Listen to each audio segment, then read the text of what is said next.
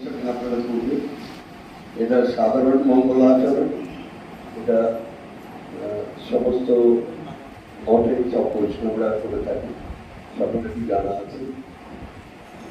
সেই মঙ্গলাচরণই আমরা করছি। তারপরে গুরুদেবের প্রণাম করে গুরু বন্দনা করা হবে। তারপরে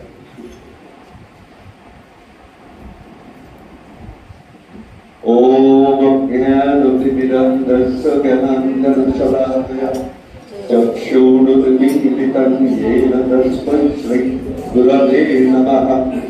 नारायणं नमस्कृत्य नरं चैव नरोत्तमं देवीं सरस्वतीं व्यासं ततो जयमुदीरये। नमो ब्रह्मण्यदेवाय गोब्राह्मणगीताय गोब्राह्मणगीताय जगद्गीताय श्रीकृष्णाय गोविन्दाय नमो नमः।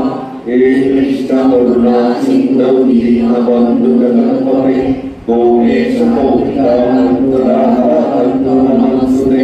तप्तकाञ्चन गौराङ्गी राधे वृन्दावनेश्वरि वृषभानुसुते प्रणमामि हरिप्रिये।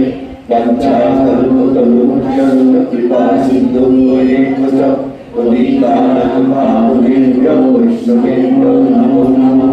श्रीकृष्ण चैतन्य प्रभु नित्यानन्द श्री अद्वैत गदाधर गौरभक्तवृन्द हरे कृष्ण कृष्ण कृष्ण हरे हरे हरे राम राम राम हरे हरे। नमो विष्णुपादाय कृष्णपृष्ठाय भूतले श्रीमते भक्तिचारु स्वामी नामिते स्निग्धचैतन्यसूत्रणीतमन्दिरामचरसाच्युतं प्रभुपादपदप्राणनौमि भक्तिचारुपदम्। नमो विष्णुपादाय कृष्णपृष्ठाय भूतले श्रीमते भक्तिवेदान्त स्वामी नामिते नमस्ते सरस्वती देवी गौरवाणी प्रचारिणे शेषशून्यवाणी पश्चात्पतिसुतारिणे। नमो विष्णुपादाय कृष्णपृष्ठाय भूतले श्रीमती भक्तिसिद्धान्त सरस्वती नामिने श्रीवात्सभागवते द्वैताय कृपात्रे कृष्ण संबंध विज्ञानदायिने प्रभवे नमः। माधुर्य प्रेमाष्टम श्री उपानोक भक्तिदौ श्री गौर करुणामि शक्ति विग्रहाय नमस्ते। नमस्ते गौरवान् विष्णुमूर्तये श्री रूपानोक विरुद्धाय सिद्धान्त द्वान्तहारिणे श्री चैतन्य मनोभीष्टं साधकं जनभूतले स्वयं रूपकदामायं ददाति स्वापदान्तिकं वन्देहं श्रीगुरुं श्रीयुतपदकमलं श्रीगुरुं वैष्णवांश्च श्रीरूपं सक्रजातं सवगुणाकान्वितं त्वं सजीवं साद्वैतं समधूतपरिजन सहितं श्रीकृष्ण चैतन्य देवं श्री राधा कृष्ण पादान् सवगणललिता श्री विशाखान्वितांश्च। नमो महपदन्नाय कृष्ण प्रेम प्रदायते कृष्णाय कृष्ण चैतन्य नाम्नि गौरकृष्णे नमः। कृष्णवर्णं कृशा कृष्णं सन्नबन्धास्त्रपार्षद जग्गै संकीर्तने स्वाहुयजन्ते सुमेधस अनार्पित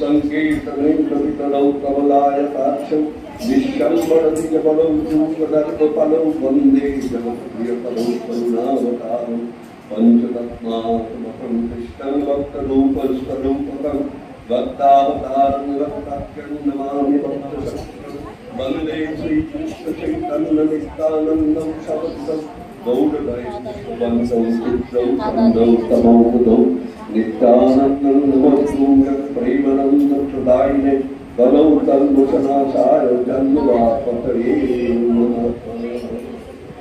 हरे कृष्ण कृष्ण कृष्ण हरे हरे हरे राम राम राम राम। আমাদের গুরুদেবের মন্ত্র অবশ্যই আমাদের গুরুদেবের মন্ত্র এবার বলি লেখা শুরু লোকের বাকি ওখানে না ওই তো করাচ্ছে নিজে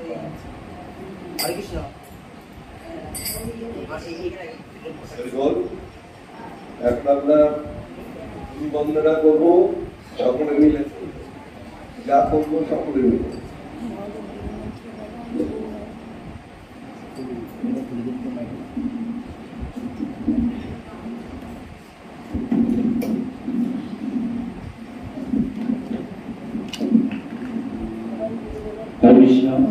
जय जय श्री श्री राधा दामोदर की जय।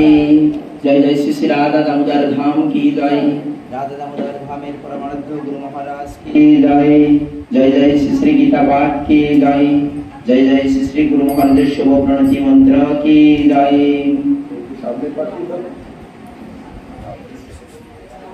बोलते पारबे घंटे बोलते पारबे।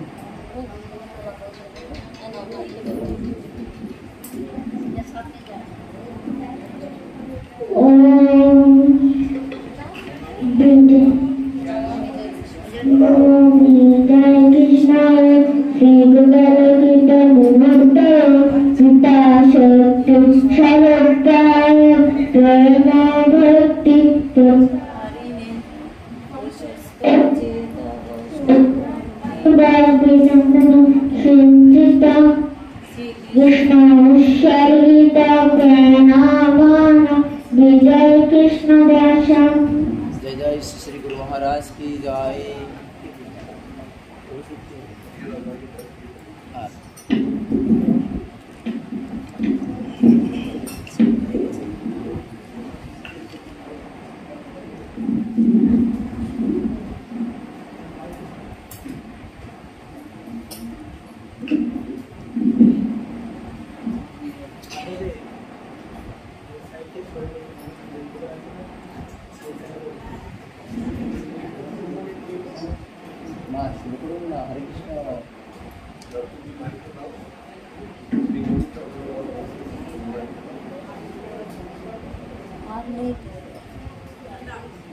हरे कृष्ण। हरि बोल, हरि बोल।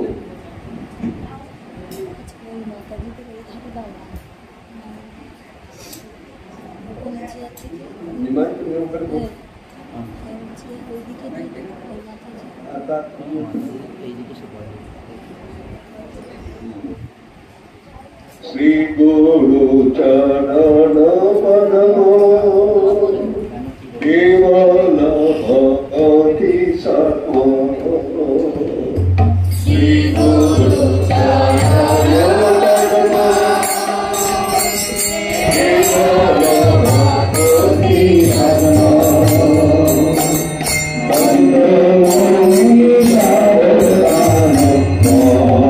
भक्ति सत्व।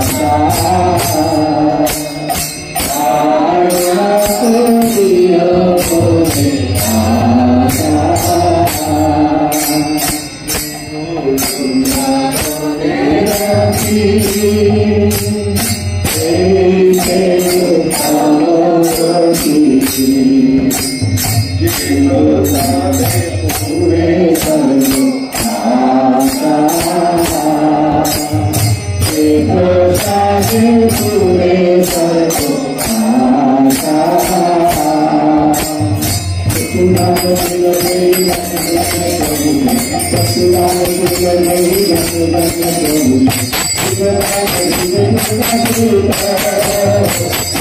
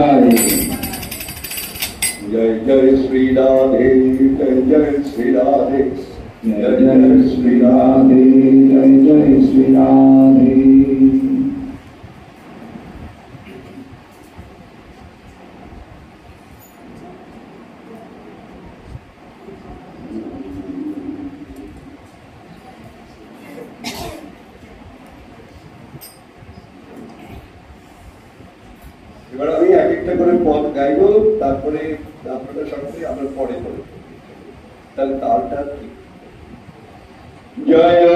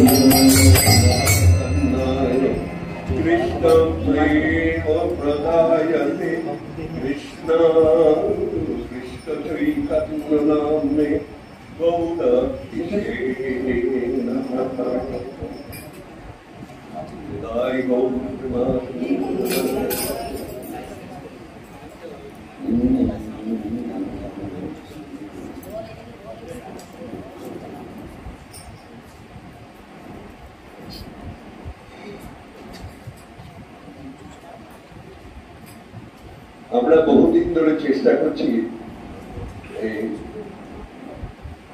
কিছু বাচ্চাদের এখানে গীতা পাঠের অভ্যাস করাবার জন্য। আমরা প্রহ্লাদ মহারাজকে খুবই শ্রদ্ধা করি, ভালোবাসি। বৈষ্ণবেরা ভাগবতের প্রতি যত চরিত কথা আছে তার ভিতরে প্রহ্লাদ চরিত কথা এবং ধ্রুব চরিত কথা হচ্ছে সর্বজনকে আকর্ষণ করে।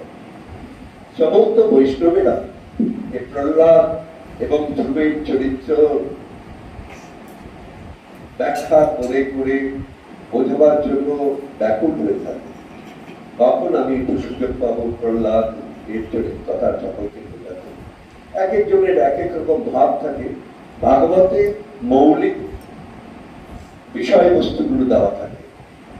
পাঠক যারা হয়, যারা ব্যাসাসনে বসেন, ভগবান যাদের বিশেষ করে কৃপা করেন, যাদের তিনি তৈরি করেন বহু বছরের তপস্যার ফল, যারা ভগবানের কৃপা লব্ধ হয়, তাদের শ্রীমুখ থেকে ভাগবতের যা আছে, বর্ণনা আছে, সেটা তো আছে, কিন্তু তারাও নিজেরা সকলকে গৌরবান্বিত করবার জন্য, খুব ভালো করে বোঝাবার জন্য নিজের নিজের ভাব ব্যক্ত করেন। তবে সেই ভাবটা যেন বিরুদ্ধমুখী না হয়, অপোজিট যাতে না হয়, বিপরীতমুখী যাতে না হয়। আমরা কৃষ্ণকে নানা রকম ভাবে গ্লোরিফাইড, মানে আমরা গৌরবান্বিত করতে পারি, কৃষ্ণকে বর্ণনা করতে পারি, কৃষ্ণকে সমস্ত রকম ভাবে প্রচার করতে পারি। কিন্তু আমরা যেন কৃষ্ণের কথা বলতে বলতে শিশুপালের ভূমিকা যেন আমরা পালন না করি। আমরা যেন যখন কৃষ্ণের কথা বলবো তখন কৃষ্ণের কথাই যেন আমরা মগ্ন হয়ে যাই, সেটাই যেন বলি। তাকে ভাগবত কথাকার যারা, তারা ভাগবতের কথা বলতে গিয়ে যখন অনুকূল সমস্ত কথা বলেন, তাদের বিচার প্রকাশ করেন, সেটাও মনে করতে হবে মহাজনের কৃপা। এটা ভগবান কৃপা না করলে এটা হয় না, সেটাকেও গ্রহণ করেই নিতে পারে।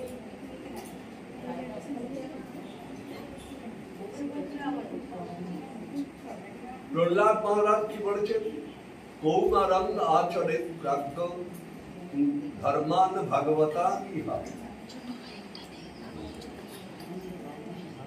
দুর্লভ মানব জন্ম তদ্যপ্য অধ্রুবং অর্থদম। মানুষের জন্ম বড় দুর্লভ। কেন বলা হচ্ছে? 84 লক্ষ যোনি ভগবান সৃষ্টি করছে। 84 লক্ষ যোনি, মানে বিভিন্ন প্রকারে। যেমন আমরা দেখতে পাই বিভিন্ন ধরনের মানব জন্ম আছে, বিভিন্ন ধরনের স্বভাবের লোক আছে। কেউ লম্বা আছে, কেউ মানে খাটো আছে, কেউ কালো রং আছে, কেউ সাদা রং আছে। এটা কারো কিছু বলার নেই। ভগবান যাকে যেটা দিয়ে পাঠায়, ভগবান যাকে যেটা দিয়ে পাঠায় সেটাকে স্বীকার করে নেওয়াই হচ্ছে মহাজনদের ভক্তদের। তো মানব জন্মকে একদিকে দুর্লভ বলা হচ্ছে, ভেরি ডিফিকাল্ট, মানে খুব কষ্ট মানব জন্ম। লাভ করা। কারণ পশুরা তাদের জীবন ধারণ করবার জন্য যে কষ্ট স্বীকার করে, মানবকে সেই কষ্টটা করতে পারে। মানবরা ভগবানের বিশেষ করুণা প্রাপ্ত। মানুষের জন্য সমস্ত রকমের সুবিধা আছে, পশু পাখিদের জন্য কিন্তু সেই রকম সুবিধা নেই। তারপরে সবচেয়ে যেটা অর্থদ কেন বলছে, দুর্লভ কিন্তু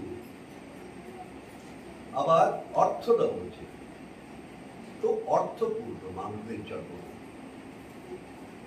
অর্থাৎ এই মানব জন্মে লাভ করেই আমরা একমাত্র সেই পরমেশ্বর ভগবান কৃষ্ণের ভজনা করতে সক্ষম হই। সাধুগুরু বৈষ্ণবের কৃপাতে আমরা আমাদের কাছে এই সুযোগটা ভগবান দিয়েছেন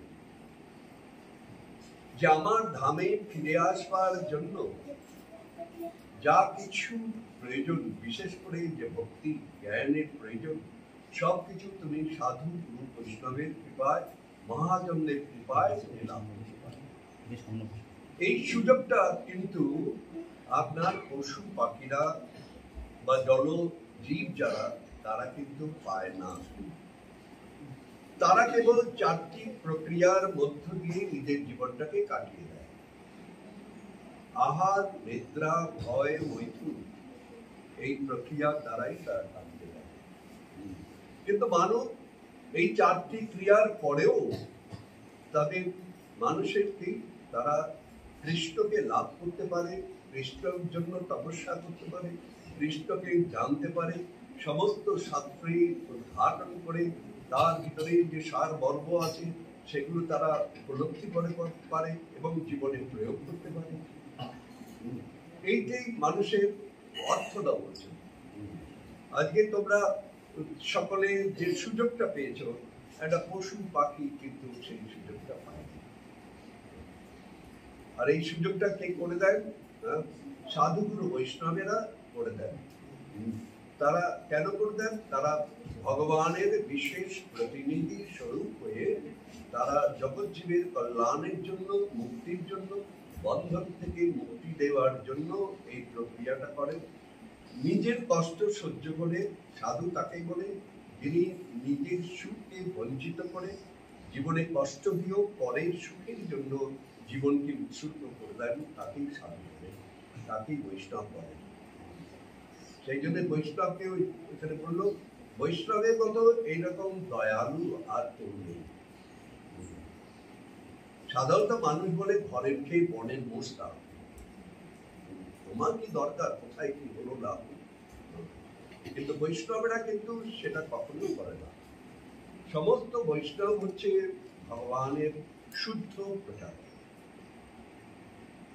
ভগবানের যে বাণী তাকে মূর্ত প্রকাশ করবার জন্যই বৈষ্ণবদের উপরে একটা বিশেষ দায়িত্ব থাকে। সে তোমার কনিষ্ঠ বৈষ্ণবী হোক, মধ্যম বৈষ্ণবী হোক, আর যারা উচ্চকোটি মহাত্মা, একবার উচ্চকোটি বৈষ্ণব হোক, প্রত্যেকের উপরেই এই দায়িত্বটা থাকে যে আমরা যেটা ভালো জিনিসটা শ্রবণ করব, সেটা আবার বিভিন্ন জনের কাছে সেটাকে প্রচার করে আমরা এই পরম সত্যকে জানিয়ে দেব। কারণ মায়াবদ্ধ জীব তারা সত্যকে জানতে পারে না, পরম সত্যটা।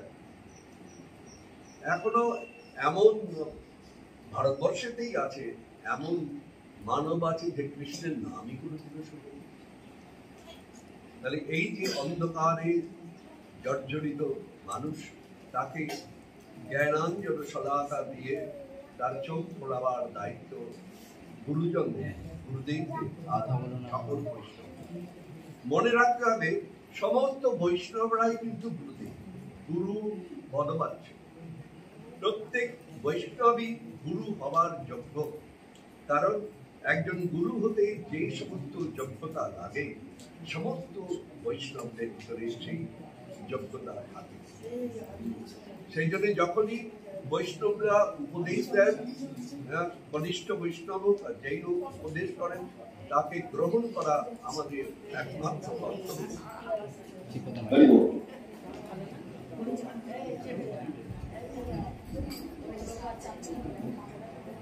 সামনে বসাবো তারপর আর পাশে যাবে যেমন গুরুদেব হতে গেলে পরে অনেক অধিকার, মানে তাকে অধিকারী হতে হয়, অনেক শাস্ত্র জ্ঞান তার থাকা দরকার, যে একটা সুন্দর মানুষ হওয়ার দরকার। আর বৈষ্ণবের গুরুদেবের নানা রকম গুণ আছে, সেগুলো আমরা ভাগবতের ভিতরে পাই, অন্যান্য যে শাস্ত্র গ্রন্থ আছে তার ভিতরেও দেখা যায়। গুরুদেব অনেক দিন তপস্যা করে, কেউ কখনো বাক্য করে মানবের মধ্যে, আবার কেউ গুরুদেব হতে পারে। গুরুর ধর্ম পালন করা খুব কঠিন। নিজে আচরি ধর্ম পরেরই শেখানো, নিজেকে তপস্যা করে আচরণ করে এই গুরুর গুণগুলো অধিকার করতে হয়, তারপরে সে গুরু হতে পারে। কেউ আপনা আপনি গুরুদেব হয়ে যায় না, ভগবান যদি তাকে কৃপা না করে। ভগবান কৃপা করলে মূকং করতি বাচারং পঙ্গুং লঙ্ঘয়তে গিরিম ইয়ৎ কৃপা তমহং বন্দে পরমানন্দমাম। ভগবান করলে পরে কি না হতে পারে, কিন্তু একটা জিনিস জানতে হবে, কেউ যদি গুরু হতে চায়, গুরুদেব হতে চায়, তাকে এত শিক্ষা করে এত সময় লাভ করতে হবে। কিন্তু বৈষ্ণবদের সঙ্গে পার্থক্যটা কি? বৈষ্ণবরা গুরুদেবের বলেতে তারা সকলেই গুরুদেব হয়ে যায়, তাদের গুরু ধর্ম পালন করবার অধিকার হয়ে যায়। সকল বৈষ্ণবদের সেই জন্যই গুরুদেবই বলা হয়। তাদের আলাদা করে যে সন্ন্যাস নিতে হবে তা নয়।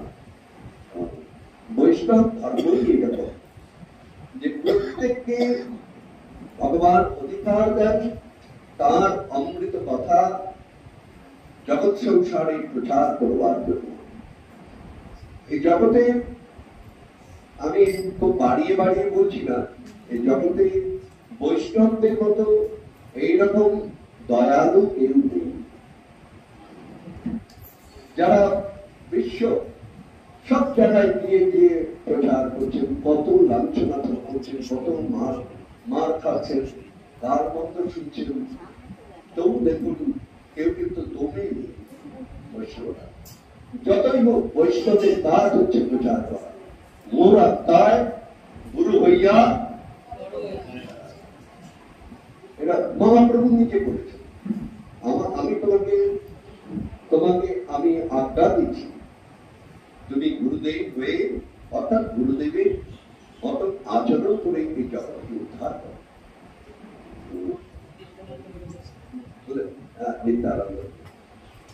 বুঝতে পারলেন? বৈষ্ণবরা এটাই করে থাকেন। আপনি দেখবেন যত জায়গায় প্রচার হচ্ছে সব বৈষ্ণবরা করে। যত রকম প্রতিকূল অবস্থায় থাক না কেন, বৈষ্ণবরা কখনো প্রচার করতে দ্বিধা করে না, কষ্ট মনে করে না। তার ফলেই কিন্তু এখন সারা ভারতবর্ষে বহু কোটি কোটি মানুষ এখন কিন্তু বৈষ্ণবদের যে ধর্মটা, সেটা আস্তে আস্তে বুঝতে পারছে। আগে মনে করতেন বৈষ্ণবেরা আমার শত্রু, কারণ আমি যে ভোগ করে সুখ পাই, সেই ভোগকে তারা কেড়ে নিতে চায়। কিন্তু এখন তারা বুঝতে পেরেছে ওই ভোগই হচ্ছে আপনার অনর্থ মূল। ভোগ করে ভোগবাদীরা কখনোই কৃষ্ণকে লাভ করতে পারে না। যারা ত্যাগী, যারা বৈরাগী, তারাই ধীরে ধীরে এই গুরুদেবের নাম লাভ করে আস্তে আস্তে কৃষ্ণ অভিমুখে তারা যায়। তাছাড়া স্বপ্ন। মানব জন্মটা অতি দুর্লভ। জানতে হবে যে এইমাত্র আমরা ভাগবতের ভিতরে ভট্টাঙ্গ মহারাজের একটা ছোট্ট কাহিনী দেখি, একটা চমৎকার একটা কাহিনী। ভট্টাঙ্গ মহারাজ এক বিরাট শক্তিশালী রাজা ছিলেন। তিনি দেবতাদের পক্ষ নিয়ে অনেক যুদ্ধ করেছিলেন এবং অনেক অসুরকে তিনি নিধন করেছিলেন। তো দেবতারা তাকে কৃপা করবার জন্য এসেছিলেন, সব দেবতারা মিলে রাজা দুটি মানে সুখী হয়ে তারা এসেছিলেন। এসে বলেছিল যে আপনাকে আমরা বর দিতে এসেছি, আপনি কি চান, আপনি যা আপনার প্রয়োজন আমরা। খট্টাঙ্গ মহারাজ বললেন, আমি কিচ্ছু চাই না, আমার কোনো কিছু প্রয়োজন নেই, শুধু আপনারা আমাকে বলুন যে আমার কতদিন আয়ু আছে। তখন যমরাজকে ডাকা হলো, চিত্রগুপ্তকে ডাকা হলো, বের করা হলো যে দেখো তো এরা খট্টাঙ্গ মহারাজের কতদিন আয়ু আছে। মহারাজ এ তো সাংঘাতিক ব্যাপার, কিন্তু কয়েকক্ষণ আয়ু আছে।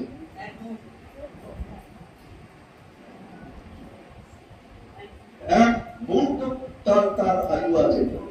যেই মাত্র খট্টাঙ্গ মহারাজ এটা শুনলেন, তখনই শ্রীকৃষ্ণের নাম করতে ধ্যান করতে বসে গেলেন এবং মুহূর্তে এত দৃঢ়ভাবে বিশ্বাসের সঙ্গে তিনি কৃষ্ণ নাম ওই কয়েক মুহূর্তের জন্য করলেন।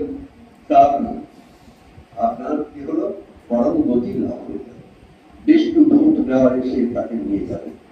কৃষ্ণকে লাভ করতে হাজার হাজার দিনও লাগতে পারে, হাজার বছরও লাগতে পারে, আবার কয়েক মুহূর্তও লাগতে পারে।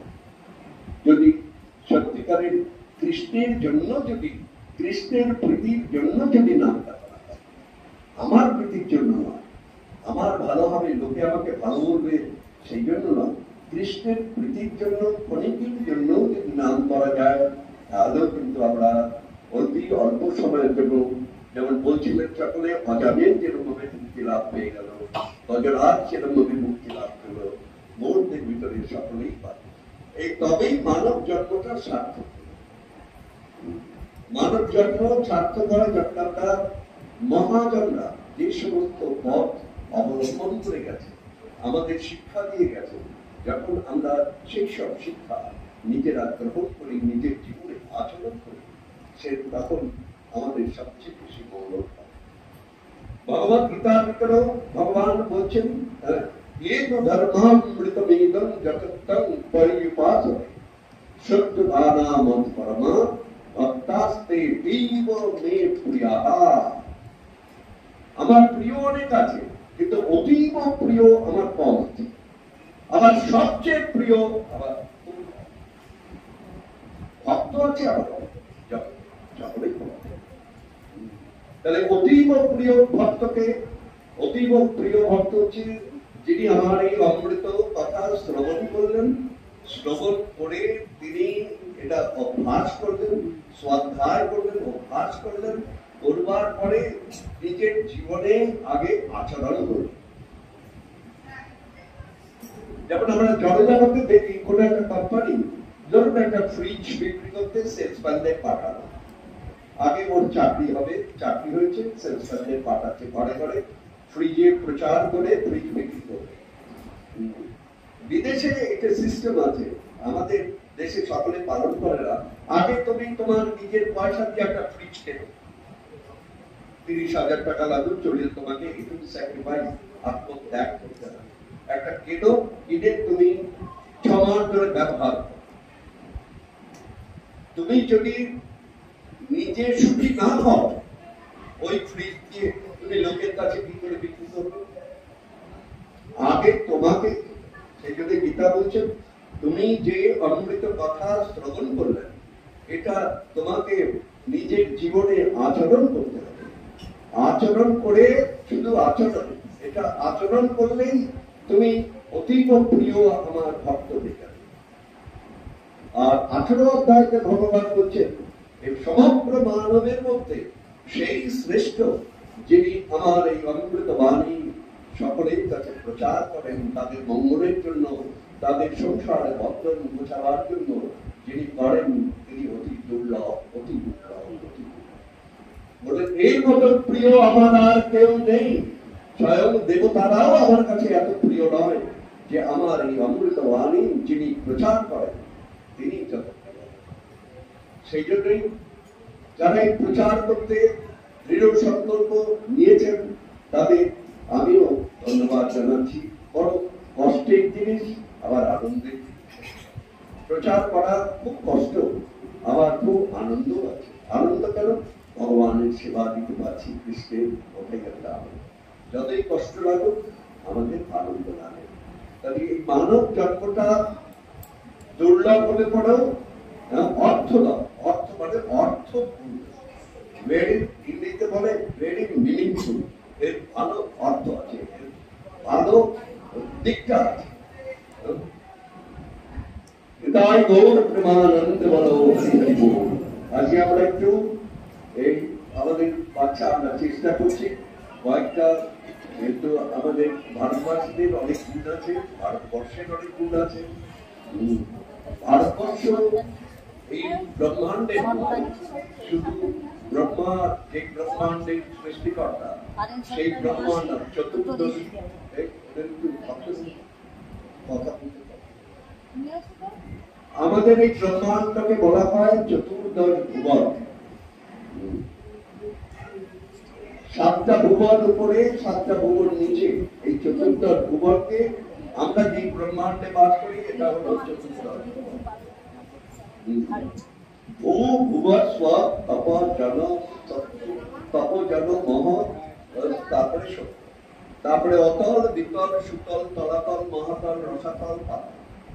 এই চতুর্দশ ভুবন নিয়ে হচ্ছে এই ব্রহ্মাণ্ড, যার যেখানে সৃষ্টি করার জন্য পরমেশ্বর ভগবান গোবিন্দ ব্রহ্মাদেবকে দায়িত্বটা দিয়েছিল।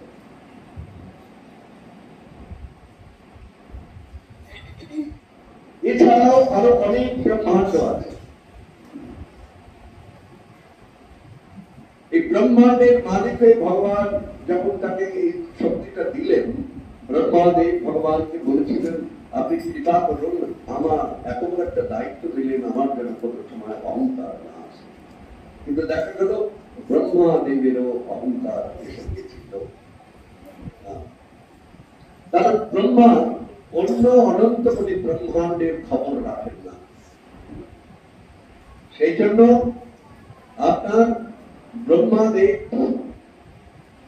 একবার গোবিন্দের কাছে গেছিলেন গৌর ধামেতে, সেখানে তার সঙ্গে মীমাংসা করার জন্য যে আমি ছাড়া আবার কে কে ব্রহ্মা আছে। তখন দোয়ারীদের কাছে বললেন আমি প্রভুর সঙ্গে দেখা করতে চাই, আপনি অপেক্ষা করুন। দোয়ারী তাকে চেনেন না, অপেক্ষা করুন। ভগবান জিজ্ঞেস করেছেন, জিজ্ঞেস করে যে কোন ব্রহ্মা? তখন ব্রহ্মা ভাবছেন আমি ছাড়া আরো ব্রহ্মা আছে,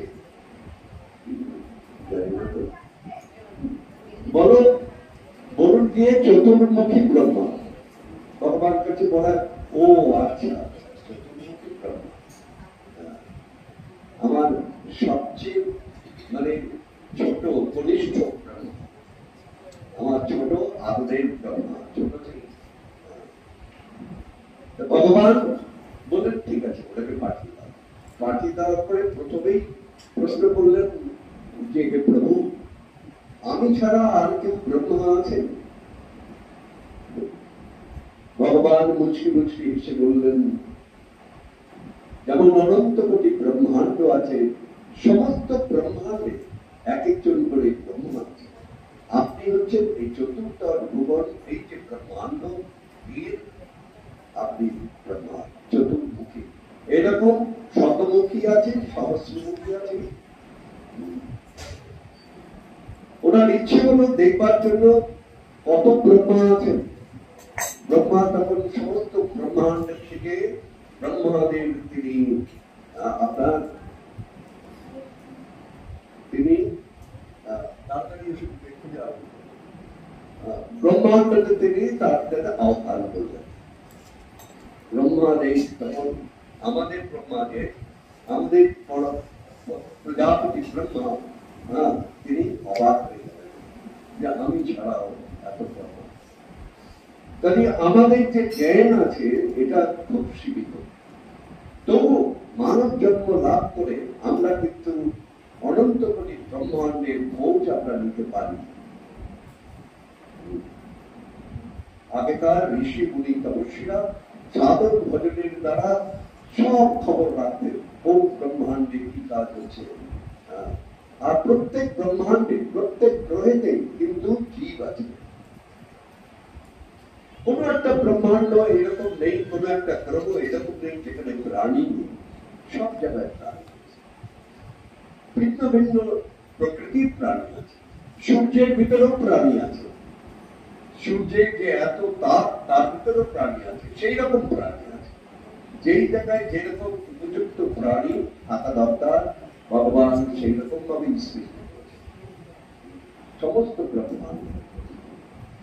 ভাগবতের ভিতরে একটা চ্যাপ্টার আছে ক্রিয়েশন, মানে সৃষ্টি বলে একটা চ্যাপ্টার আছে, সেইটা পড়লে পরে অনেক কিছু জানা যায়। যারা আমরা এইখানে অনেক চেষ্টা করছি একটু গীতা, আমি খারাপাড়াতে যাই, কয়েকজন শিষ্যা আছে, একজন শিষ্যা বললেন আমার ছেলে খুব গীতা ভালোবাসে, আমার তাকে দেখবার জন্য খুব আগ্রহ হলো। আমি একদিন গেছি আমাদের এই ছোট যে ওকে আমি ওইটাকে উপহার ওকে ডাকা হলো বাড়িতে, উনি এলেন। কোন রকম আনন্দ নেই তার ভিতরে, পুরো গভীর হয়ে বইটা নিলেন, চলো ওর সাথে একটা কথাও। আমি শুধু বললাম তুমি একটু মন্দিরে এসো, তুমি তো গীতার ভক্ত, শুনলাম এসো। কিন্তু আমি বলছি 8 বছর হতে চলো, 8 বছর হয়েছে আমাদের মন্দির একদিনও আসেনি। এইখান থেকে হেঁটে যেতে 5 মিনিট আজ পর্যন্ত। আমার এইটা একটা দুঃখ, আমি এখানে 16 বছর ধরে আসছি, রমা খুব ভালো মতো জানে, 16 বছর ধরে আমি এখানে আসছি। আমার এটাই একটা দুঃখ যে আজ পর্যন্ত একজন ব্যক্তিও দান্ডকুড়িয়া থেকে কেউ গীতা নিয়ে একটু জানবার আকাঙ্ক্ষা করে মন্দিরে এসেছে। এটা কিন্তু খুব গৌরবের কথা না। আমরা দান্ডকুড়িয়াকে কিন্তু বিরাট মাপের প্রচার করি, কিন্তু দান্ডকুড়িয়ার অনেক গুণ আছে। এটা যেমন একটা গুণ, আমাদের এখানে যারা এই পাঠকরা আছেন তারা এখানে আসবার জন্য লালাই কবে মারা যাবো কিনা, এক একজন আচার্য তারা এখানে আসবার জন্য ব্যাকুল হয়ে কখন আসবে। আমি সকলকে ফোন করে জানালাম এখন 4 জন আসবেন, বললাম আপনার মনে আছে তো? হ্যাঁ মনে থাকবে না। দান্ডকুড়িয়ায় সকলে আসতে চায় কেন? শুধু গাছপালা দেখতে নয়, জমিদারদের বাড়ি দেখতে তো টুরিস্টরা আসে, আর সাধুরা সাধুদের অন্বেষণ করতে আসে। যেখানে সাধু নেই সেখানে সাধুরা যায়। সাধুরা গৃহীদের অর্থের দ্বারা আকর্ষিত হয়। ভাগবতে বলা আছে সাধুরা যাবে কেন পরলোকের বাড়িতে? গরিব দুঃখীকে যাবে, যাকে কৃপা করলে পরে তার মঙ্গল হবে। সাধুরা তো যারা ভোগী গৃহীরা, মানে রাজারা বড় ধনী ধনবান ব্যক্তিরা তো ভোগী, তাদের কাছে কি সাধুর কি লাভ? সাধুরা অন্বেষণ করে বেড়ায় কোথায়, আর পাঠকরা সেইখানেই যেতে ভালোবাসে যেখানে ভক্ত আছে। ভক্ত না হলে পরে হরি কথা শুনে আনন্দ পায় না, না তো যিনি শ্রবণ করেন আনন্দ পায়, আর যিনি বলেন তিনি আনন্দ পায়। কাজে ভক্ত আর দান্ডকুড়িয়া এটাই একটা সম্পদ, মানে বহু জনের চেষ্টার ফলে এইটুকু হয়েছে, বহু জনের চেষ্টার ফলে। এখন আমাদের মানে খুবই প্রিয় চর্দি যিনি কালকে পাঠ করলেন, তিনিও এই দায়িত্বটা নিচ্ছেন অনেক বছর ধরে। আপনার এই করে করে আস্তে আস্তে একটু বাড়ছে, এবং সাধুরা যারা এখানে আসেন তারা খুব ভালো। সেই জন্য আমরা সাধুরা যাতে বেশি আসে সেই জন্য আমরা সাধুদের জন্য একটা ভিআইপি ঘর বানিয়ে দিচ্ছি, তারা এখানে আসবেন, এসে থাকবেন, প্রবচন করবেন আর সাধুদের সঙ্গে সংযোগ করবেন। আমাদের ধান্যকড়িয়ার আছে যেমন অক্সিজেন খুব বেশি, ধান্যকড়িয়ার এক রাত্রি বাস করলে পরে ধান্যকড়িয়ার চেহারা পাল্টে যায়। আমি যে কোনো লোককে বলি কলকাতা থেকে এলে পরে, দেখো আজকে তুমি ছবি তুলে রাখো, দেখো তোমার চোখে মুখে পানি পড়ে গেছে, কিরকম লাগছে, ক্লান্ত লাগছে, চুলগুলো অস্কার লাগছে, কিরকম লাগছে। আর তুমি কালকে এক রাত্রি এখানে শয়ন করো, তারপরে তোমার চেহারা একবারে পাল্টে যায়। ধান্যকড়িয়ার অধিবাসীরা হয়তো ফিল করে, এটা অনুভব করে না, আমরা ফিল করি। এখানে এত ফ্রেশ লাগে, এইখানে আমাকে একটা রোগ আছে মনেই হয় না। ধান্যকড়িয়ার হাওয়াটা, বাতাবরণটা এত চমৎকার। সেই জন্য আমরা জগতে ধান্যকড়িয়াকে প্রচার করবার জন্য আমরা খুব উদ্যোগ নিয়েছি। আর এই জন্যই বোধ হয় আমার শ্রী গুরুদেব আমাকে এখানে পাঠিয়েছিল। আমি ধান্যকড়িয়াকে জানতাম না, কোনোদিনও এইখানে আসি। সেই জন্যই আমরা রথযাত্রাকে এবার ওই ধান্যকড়িয়া রথযাত্রা, কলকাতায় যেমন ইস্কনের আছে কলকাতা রথযাত্রা, আমরা এবার এটাকে ধান্যকড়িয়া রথযাত্রা করে প্রচার করছি। আস্তে আস্তে আমি পঞ্চায়েতের হিসেবে বললাম আর কি, আমাদের যে এখানে মেম্বার, তাকে বললাম আমি বৃদ্ধ মানুষ, আমি করে দিয়ে গেলাম, তোমরা এটাকে বাড়িয়ে দিও আস্তে আস্তে আস্তে। একদিন ধান্যকড়িয়া রথ দেখতে বসিরহাট থেকে, বারাসাত থেকে সকলেই যেন আসবে, এইরকম স্বপ্ন আমি দেখছি। যে আজকে ছোট রথ আছে, কালকে হয়তো বিরাট বড় রথ হবে, রথে হাজার হাজার মানুষ যেমন দুর্গা প্রতিমা দেখতে আসে, সেই রকম ভাবে ধান্যকড়িয়ায় এই রথযাত্রা উৎসবে, ধান্যকড়িয়া মেলায় একজনে আপনার শুরু করে দেন, তারপরে সেটা সকলে সেটাকে অনুসরণ করে। ধান্যকড়িয়ায় হচ্ছে মানে পৃথিবীর প্রত্যেক দেশে খারাপ লোক আছে, ভালো লোক আছে। আর ভগবান নিজেই আমাদের দৈবাসিক সম্পদ বিভাগ যোগ দিয়ে আমাদের সৃষ্টি করেছেন। মানে দৈবী শক্তিও আমাদের আছে, আবার আসরিক শক্তিও আছে। তাকে ভালো মন্দ সব জায়গায় আছে। কিন্তু তবুও আমি বলবো, আপনাদের হয়তো খুব আনন্দ হবে, আমরা বহু জায়গায় যাই, যাতায়াত করি, দেখি। ধান্যকড়িয়াতে এখনো কিছুটা হয়েছে আর কি, 10% 20% আপনার হয়েছে, রাজনৈতিক প্রভাবটা ঢুকেছে। উগ্র রাজনীতির প্রভাবে ফলে মানুষের যে চরিত্র হানি হয়ে যায়, সেটা অল্প হয়েছে। আগে একেবারে ছিল না। এখানকার লোকেরা জানেন, এখন আস্তে আস্তে একটু হচ্ছে। তবুও আমার মনে হয় পশ্চিমবাংলায় এইরকম একটা জায়গা আছে কিনা সন্দেহ। সব জায়গায় পেপার তুলে দেখি মারামারি, কাটাকাটি হচ্ছে, ইলেকশন হওয়ার পরে, কিন্তু আজ পর্যন্ত ধান্যকড়িয়াতে কিছু কিছু হবে।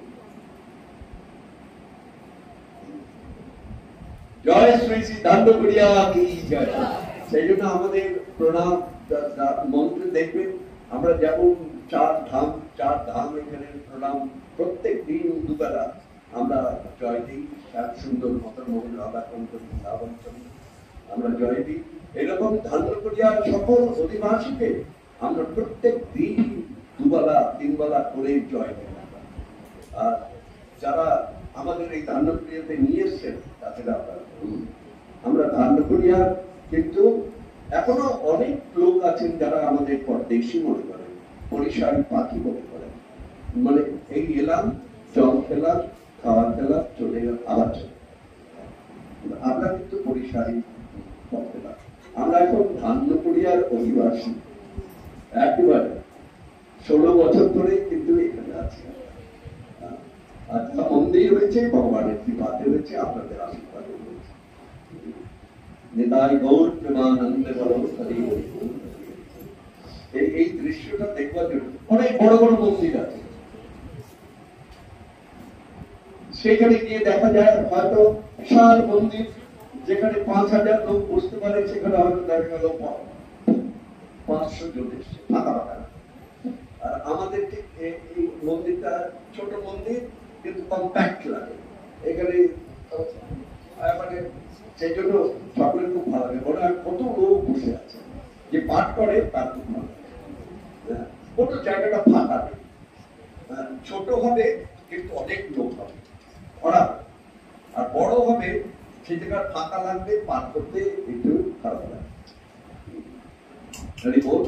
আমরা যেটা বলছিলাম, অনেকদিন চেষ্টা করে কয়েকটা বাচ্চাকে ই করেছি, কারণ মায়েরা যদি মানে উৎসাহ না দেয় এই বাচ্চারা কিছুতেই আসবে না। কারণ ও বাইরে বেরোলেই একজন গিয়ে বলবে, এই তুই মন্দিরে যাস কেন, তোর মন্দিরে যাওয়ার বয়স হয়েছে, মন্দিরে তোকে কে এইরকম লোক প্রচুর আছে, মন্দিরে আসতে বাধা।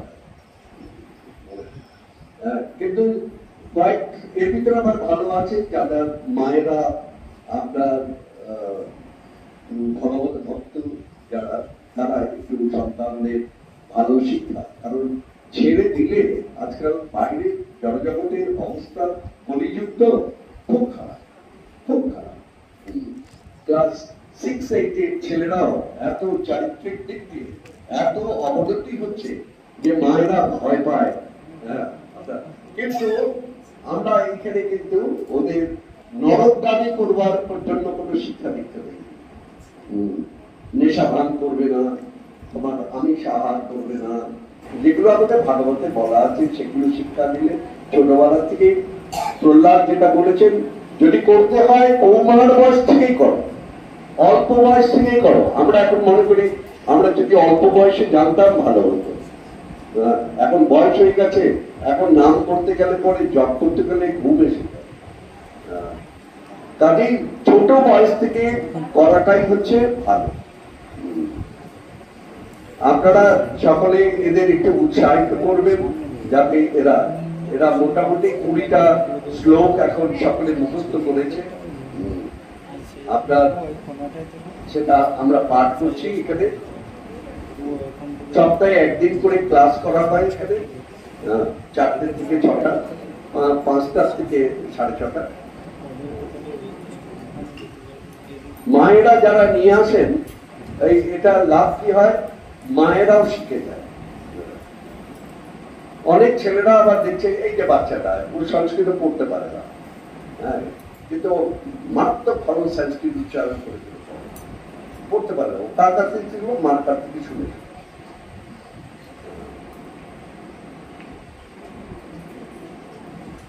আমাদের একটি ছোট্ট গ্রন্থ আছে, এই গ্রন্থটি সকলে খুব আগ্রহ করে নেয়। এর ভিতরে 50টা বিশেষ মাহাত্ম্যপূর্ণ শ্লোক আছে, যেটা বহু বছরের চেষ্টায় বাছা হয়েছে।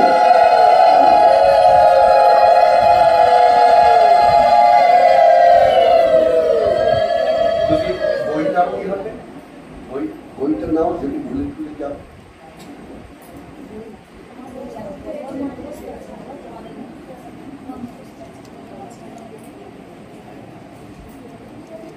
বিভিন্ন অধ্যায় থেকে 50টা শ্লোক বাছা হয়েছে, যেগুলো আমাদের আমাদের জীবনে, সাংসারিক জীবনে, কর্মজীবনে খুব প্রয়োজন হয় আমাদের। সেই শ্লোকগুলোকে বাছা হয়েছে, অনেক সময় লেগেছে এটা বাঁচতে, কারণ গীতার কোনো একটা শ্লোক বাদ দেওয়া যায় না। সেই জায়গায় 700 শ্লোকের ভিতরে 50টা শ্লোক নেওয়া কতখানি কঠিন, যে করে সে বোঝে। এখন আমরা সেই 50টা শ্লোকের ভিতরে আবার 20টা শ্লোক পাঠ করছি।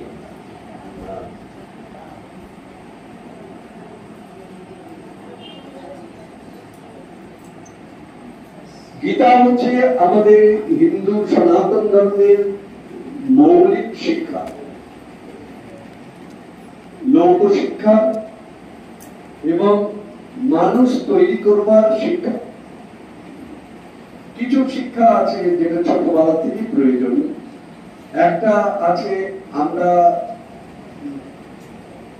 দীর্ঘকাল জীবন ধারণ করে অনেক পাপ কর্ম করে ফেলেছি, এবার তাকে সংশোধন করা, 50-60 বছরের পরে এই দিকে আকর্ষিত হওয়া। আরেকটা আছে আমরা ছোটদের থেকে মানে ছোট বয়স থেকে শিক্ষা লাভ করে তার সারা জীবনটা যাতে তার ভালো চলে সেই জন্য শিক্ষা। এই জন্যই ছোটদেরও যেমন দিতে হয় আর বড়দেরও শিক্ষা। এই গীতার শিক্ষাটা কিন্তু সকলেরই প্রয়োজন। এবার আমরা পাঠ করছি সঞ্জয় বসু বাবা। ওম নমো ভগবতে বাসুদেবায়। ওম নমো ভগবতে বাসুদেবায়। ওম নমো ভগবতে বাসুদেবায়।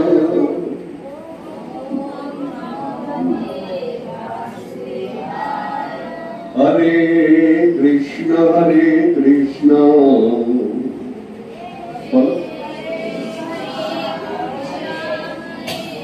কৃষ্ণ কৃষ্ণ হরে হরে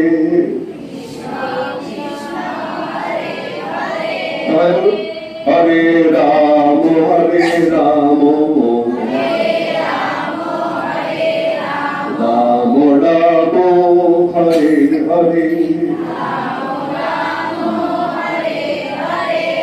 শ্রী ভগবান উবাচ।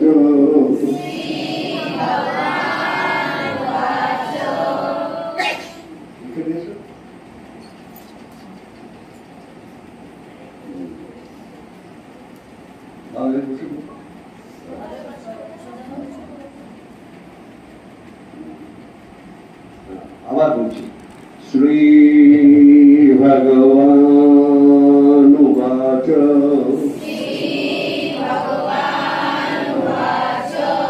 ক্লৈবং মস্মগমঃ পার্থ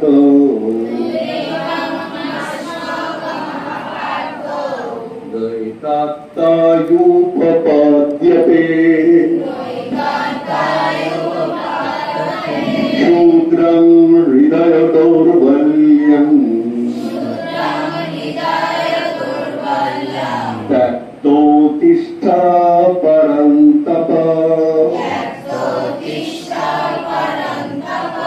নৈনাং ছিন্দন্তি শস্ত্রাণি নৈনাং দাহতি পাবতঃ।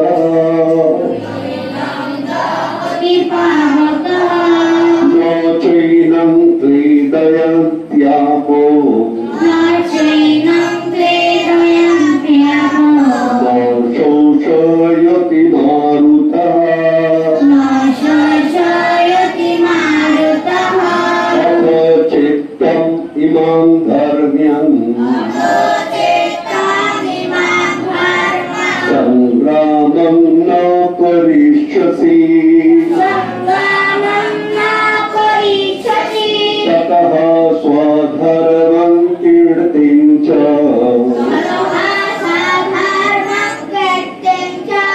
ত্বা পাপমবাপ্স্যসি। সুখে দুঃখে সमे কৃত্বা লাভালাভৌ জয়াজয়ৌ। ততঃ যুদ্ধায় যুজ্যস্ব। নৈবং পাপমবাপ্স্যসি। নিহা বিক্রমনাশয়স্তি। প্রত্যবায় ন বিদ্যতে। স্বল্পমপ্যস্য ধর্মস্য ত্রায়তে মোহতো ভয়াৎ।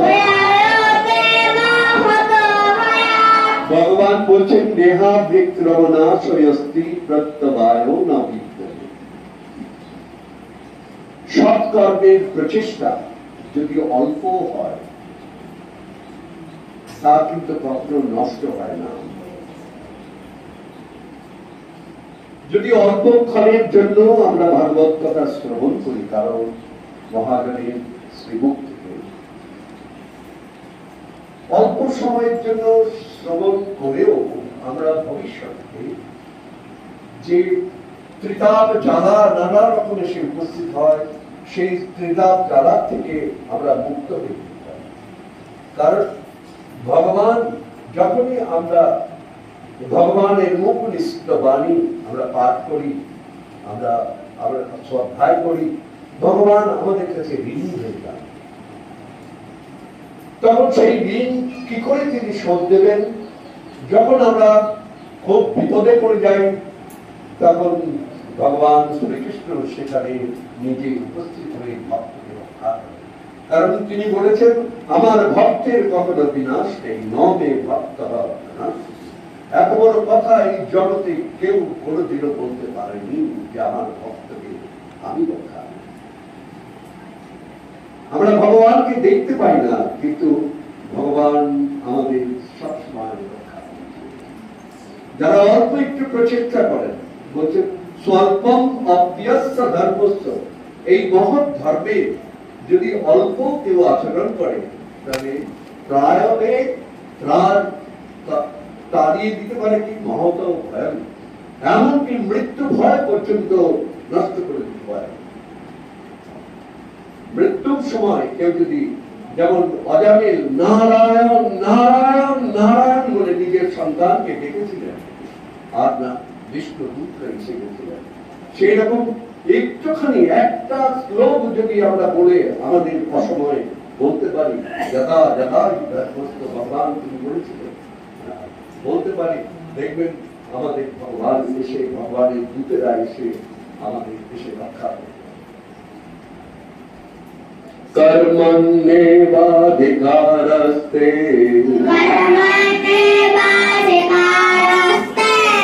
फलेषु कदाचन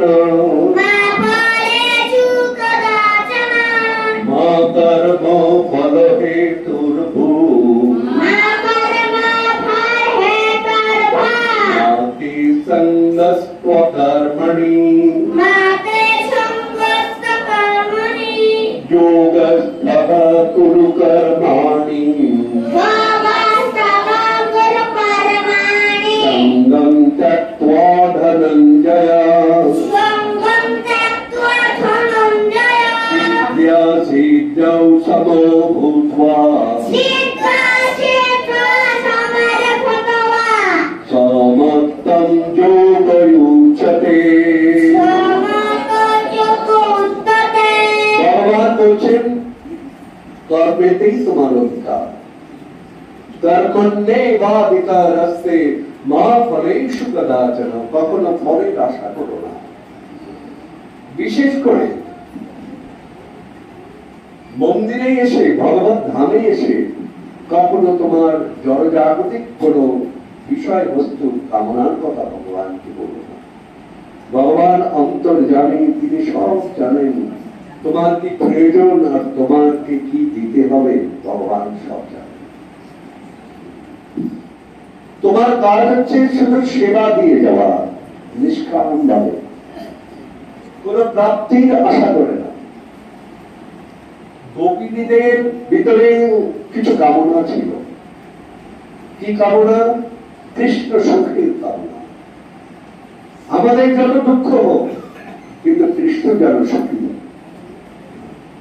কিন্তু আরো অনেক মঞ্জুরি ছিলেন ভগবানের গোপিনীদের, তারা অজ্ঞাত ছাড়ে থাকতেন, তারা কৃষ্ণকে স্বামী করে স্বীকার করে নিয়েছিলেন, আর কাউকে কোনো পুরুষকে তারা দর্শন করেননি।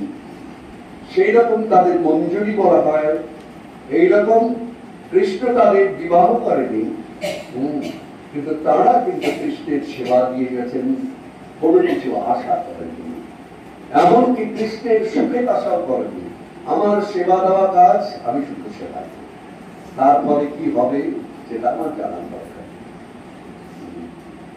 তাই ভগবান বলছেন তুমি শুধু কর্ম করে যাও, নিষ্ঠার সঙ্গে করো। অন্য শ্লোকে বলছে তোমার কর্মেতে কার সঙ্গে যেন শত্রু ভাব তোমার না আসে। তুমি যেন কারো ক্ষতি করে কর্ম করো না, নিজের কর্মটা নিজে করো। সংসার ধর্ম পালন করা তোমার কর্ম, এটা তুমি করে দাও, নিষ্কাম ভাবে করো, আর ভগবানের প্রতিনিধি স্বরূপ তুমি করো। ভগবান আমাকে এই দায়িত্বটা দিয়েছেন। 4 জন 5 জন 10 জন এই সংসারে আমার জনকে দিয়ে একটা সংসার তৈরি করা এবং সেটা থেকে সর্ব কর্মেতে সিদ্ধি লাভ করা। সব কোথায় যাচ্ছে? আমাদের কাজ হলো কখনো ফলের আশা করলেই কিন্তু বন্ধন এসে যায়।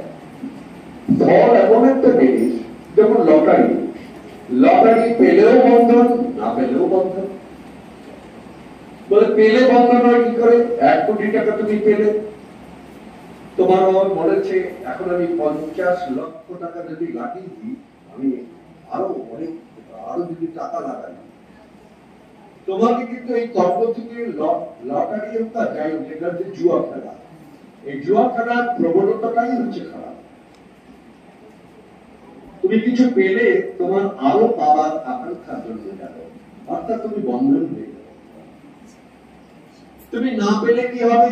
না পেলেও বন্ধন, না পেলে ভাবছে আজকে পাইনি কালকে পাবো, কালকে না পেলে পরশু পাবো। এক সময় আপনাদের তোমরা দেখলে আপনার জুয়া খেললে কি হয়, দ্রৌপদী পঞ্চপাণ্ডবের জন্য দ্রৌপদীর কি অবস্থা হয়েছিল? কেউ কোনোদিনও নিজের স্ত্রীকে, ওরা তো ধর্মপ্রাণ ছিল, তবু ওরা এই ভুলটা করলো কেন? নিজের স্ত্রীকে আপনার বাড়ি আর অপকথা করে নিজস্ব মানে দ্রৌপদীকে দাসী করে। চিন্তা করে জুয়া খেলার পরিণতি। সেই জন্য আমাদের বৈষ্ণবদের অনেকে ভয় পায়। বৈষ্ণবদের, আমাদের বৈষ্ণবদের ভিতরে কি আছে? নিজেদের বানানো জিনিস নয়, এটা ভাগবতের কথা, ভাগবতের ভিতরে আছে। 4টে জিনিস বর্জন করতে হবে যদি তুমি সুখে থাকতে চাও, যদি তুমি ভক্তি অর্জন করতে চাও। একটা হলো নিরামিষ আহার করা, আমিষ আহার বর্জন করা। কারণ আমিষ আহারের ভিতরে হিংসা থাকে, কাউকে বধ করে। বলে হিংসা কেন হয়? বলা হয়, আমি এটা একজন বিরাট পণ্ডিতের কাছ থেকে জানতে পেরেছিলাম, বিষ্ণুকান্ত শাস্ত্রী, কাশ্মীরের পণ্ডিত, তার কাছে আমি মানে হিংসা কাকে বলে, কার উপরে অপরাধ করলে হিংসা, কাকে বধ করলে হিংসা। উনি বললেন বীর্যের দ্বারা যাদের জন্ম হয় তাদের প্রতি হিংসা করলে হিংসা। শুধু মানুষের না, প্রাণীদেরও সব বীর্যের দ্বারা জন্ম হয়, বীর্য জন্ম। মৎস্যদেরও হয়। কাজে তাদের এই যে পশু পাখি সব বীর্যের দ্বারা হয়। কাজে এদের বধ করে, এদের হিংসা করে, এদের মাংস নিজের শরীরের উন্নতির জন্য, প্রোটিনের জন্য করলে এটা দারুণ একটা অমঙ্গল হয়। কারণ ভাগবত বলছে যে আজকে তুমি যে প্রাণীগুলোকে হত্যা করলে এরা কিন্তু মৃত্যুর পরে অপেক্ষা করবে তোমার কাছে বরদান হওয়ার জন্য। কে বলেছেন এটা? ঋষভ দেব তার সন্তানদের বলেছেন, দেবর্ষি নারদ বলেছিলেন, পৃথু মহারাজ। তোমার যাদের তুমি বধ করবে আজকে, তুমি ভাবছো কোথায় আমার কোনো কিছু হলো না, ও কিন্তু মৃত্যুর পরে সূক্ষ্ম দেহতে অপেক্ষা করবে। যখন তোমার মৃত্যু হবে, তোমাকে সে অভিশাপ দেবে এবং তোমার ক্ষতি করে ছাড়বে। এটাই হচ্ছে জগতের। কাজে বলা হয়, আমাদের সনাতন ধর্মে বলা হয়, মহাজনরা বলেন, যতদিন পশুর প্রতি হিংসা বন্ধ না হবে ততদিন আপনার অরাজকতা বন্ধ হবে না, হিংসা কোনোদিনও বন্ধ হবে না। ভাইয়ে ভাইয়ে মারামারি কাটাকাটি, দেশে দেশে মারামারি কাটা, এগুলো সব হিংসার থেকে আসে। হিংসার থেকে আপনার অহংকার অভিমানের জন্ম হয়। কাজেই এই পশু হত্যা করা, জীবকে হত্যা করা আমাদের ছোট্ট মানুষের এটা একটা কর্তব্য। আর দ্বিতীয়টা কি? দ্বিতীয়টা কোন রকম নেশা করবে না। নেশা করলে আমরা জানি যে সব জায়গায় দেখা যায়, নেশা করে সে স্ত্রীকে কিরম মারধর করে, এমনকি মোহগ্রস্ত হয়ে পিতাকে পর্যন্ত মারধর করে, পিতাকে ঘর রাস্তা দিয়ে বের করে দেয়, নিজের সন্তানকে মেরে ফেলে দেয়। নেশা এমন জিনিস মানুষকে মোহগ্রস্ত করে। আর একটা কি? একটা হলো জুয়া খেলা বন্ধ, একটা হলো নেশা করা বন্ধ, আর একটা হচ্ছে পর স্ত্রী গমন, অন্য নারীর সঙ্গে বা অন্য পুরুষের সঙ্গে অশুভ সম্পর্ক স্থাপন করা। নিজের ঘরে সতী সাধ্বী স্ত্রী থাকতেও অন্যের সংসারটাকে জ্বালিয়ে দেওয়া। তুমি যদি অন্য সংসারটাকে জ্বালিয়ে দাও, অন্য কোন নারীকে দুঃখ দাও, তোমার সেই দুঃখ কিন্তু ফিরে এসে তোমারই লাগবে, তোমার সন্তানদের উপরে লাগবে। এটা আমরা চোখে মনে করছি, আমরা তো দেখতে পাই না, সব জিনিস দেখা যায় না, সূক্ষ্ম আকারে হয়, রিয়াকশন, প্রতিক্রিয়া হয়। তাহলে এই চারটে জিনিস, এই জন্য আমাদের বৈষ্ণবদের দীক্ষা দেওয়ার সময় বলা হয় যে তোমাকে এই চারটে নিয়ম ফলো করতে হবে। এই চারটে নিয়ম করলে তুমি শুদ্ধ জীবন যাপন করতে পারবে। এবার আবার করছি, সংস্কৃত শ্লোক খুব কঠিন লাগে, কিন্তু অভ্যাস করলে পরে দেখুন এরা কি সুন্দর উচ্চারণ করছে, আমার থেকে ভালো উচ্চারণ করে। কারণ বাচ্চা তো, ওকে যা শোনাবেন ও সেটাই। ভগবান বলছেন ক্রোধ কি কি বিপর্যয় এনে দেয়। মানুষের তো ক্রোধ হয়ে যায়। ক্রোধ হয় কেন? একজনে বলো তো ক্রোধ হয় কেন? ক্রোধ কোথা থেকে আসে? কামনা যখন লোভ পায়। তোমার একটা জিনিস দিতে আকাঙ্ক্ষ হয়েছে, কারো গলায় তুমি ভালো একটা হার দেখতে পেলে, মুক্তার হার দেখলে, হয়তো কয়েক লক্ষ টাকা দাম, তোমার ক্ষমতা নেই, কিন্তু তোমার ওটা দেখে লোভ লাগলো, তোমার ভালো লাগছে তো দেখতে। তোমার তারপরে বাসনা হলো, বাসনার থেকে উগ্র কামনার সৃষ্টি হয়। আর ওই কামনা যখন রোধ পায়, তুমি যখন স্বামীকে বললে যে ওগো তো আমার একটা জিনিসের খুব আকাঙ্ক্ষা হচ্ছে, তুমি তো যদি পূরণ করো, বলে কি বলো? স্বামী তো জানে আমার কত আয়, কি না কি বলে বসবে। বলো আমি সেদিনকে ওনার গলায় হার দেখলাম, আমার হইতে করছে। অমনি স্বামী কি বললেন? স্বামী ভাবলেন তোমার জ্ঞান নেই, তুমি জানো না আমার কত আয়, ওর ক্ষমতা আছে, ও কিনেছে, আমি কোথা থেকে পাবো। এবার যেই স্বামী তোমাকে বাধা দিল তোমার কামনাকে, তোমার ক্রোধ এসেছে, তাহলে দৌড় ছাড়া তোমার সংসার হইল। একটা জিনিস জীবনে চাইলাম, সেটাই তুমি পূরণ করতে পারলে না, আমি চললাম কোথায়? বাপের বাড়ি। যেদিন তুমি আমাকে ওটা বানিয়ে দেবে, সেদিন আমি আসবো। এই ক্রোধের পরিণতি হচ্ছে। এই জন্য ভগবান বলছেন ক্রোধাৎ ভবতি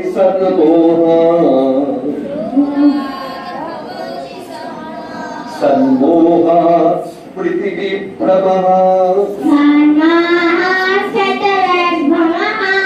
স্মৃতিভ্রংশাৎ বুদ্ধিনাশো বুদ্ধিনাশাৎ প্রণশ্যতি। ক্রোধের থেকে মোহ উৎপন্ন হয়ে যায়, মোহের থেকে স্মৃতি শক্তি নষ্ট হয়ে যায়। উনি যে আমার পিতা, আমার স্মৃতি শক্তি নষ্ট হয়ে গেছে ক্রোধের বশবর্তী দিলাম, পিতাকেই মেরে বসলাম। সামনে যা পালাম তাই দিয়ে মেরে বসে। ক্রোধ এমন হয়। আবার স্মৃতি নষ্ট হলে কি হয়? বুদ্ধি নাশ হয়ে যায়। আর বুদ্ধি নাশের থেকে ফলশ্রুতি আমাদের আধ্যাত্মিক জীবন একেবারে তলায় চলে যায়। কাজে যা চাই হোক, বৈষ্ণবদের যেন কোন রকম ক্রোধ না থাকে। ক্রোধ থেকে মুক্ত সকলে হতে পারে না, কিন্তু সাধারণত বৈষ্ণবরা তাদের ক্রোধ হলে তার পরিণতি খারাপ হয়। ক্রোধ না হওয়াটাই বলা। বৈষ্ণবদের জনজাগতিক কামনা কম থাকে, কৃষ্ণ প্রীতি থাকে তার ভিতরে, সেই জন্য তার ভিতরে ক্রোধটা হয়। আরেকটা কারণ আছে, জনজগতের মানুষ কোনো কিছু পেলে না পেলে অভিমান করে। বৈষ্ণবেরা কিন্তু এই শাস্ত্র কথা শ্রবণ করতে করতে করতে করতে তাদের একটা জ্ঞান লাভ হয়। সব যে বেকার বাইরে হয়তো লোক বলছে দূর পাগলা টাগলা বলে রোজ রোজ যায় এখানে ঘরের কাজ না করে করে পাঠ শিখতে, কিন্তু ওরা শুনে যে কি উপকার করছে এবং তার ফলে সংসারে কি লাভ হচ্ছে সেটা বুঝতে পারছে না। সংসারের মায়েরা যদি ধর্ম প্রাণা হয়, তাহলে সংসার সুন্দর ভালো হয়ে যায়, প্রত্যেকেই ভালো। সেই জন্য বৈষ্ণবরা কি করে? কিছু হলো না, আমি কিছু পেলাম না, তারপর মনে করবে যে ভগবানের ইচ্ছা নেই আমার রাগ